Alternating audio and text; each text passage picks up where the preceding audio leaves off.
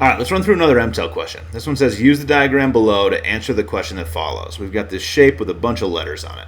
It says trapezoid PQTU. So let's label that. So that's this one right here, telling us this is a trapezoid. Is congruent to trapezoid STQR. So STQR. So that one right there. After showing that PQR and UTS are line segments, so that's this line segment up here from P to R, and this one down here from U to S, telling us those are line segments, so those must be straight lines. Which of the following observation best justifies that PU and RS are parallel? So we're trying to prove that this side and this side are parallel. Alright, so A just says that PU equals RS. Well, these two sides being congruent or in equal length doesn't have too much to do with them being parallel. So initially, I wouldn't lean in that direction. Side lengths being the same length doesn't necessarily mean they're parallel.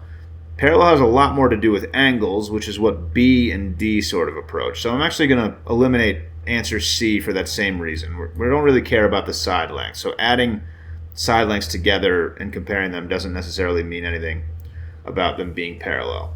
Well, B is saying that angle D equals angle H. All right, so we got this angle right here, so D and H. This looks a little more interesting to me, and it is true because we're told that these two trapezoids are congruent, and angle D, which is at R, corresponds to angle H, which is at U. So the last letter in each trapezoid, and since the trapezoids are congruent, their corresponding parts must also be congruent. So we know that U and R have to be congruent. And that's useful information when figuring out if things are parallel, because things being parallel has a lot to do with their angles, right? They're two lines that are never going to touch. So they're at the same angle, basically. Then we're also told that angle A and angle E, so the other two angles that are across from each other on this shape, are also congruent. And that angle A and angle E are 180 degrees minus angle D.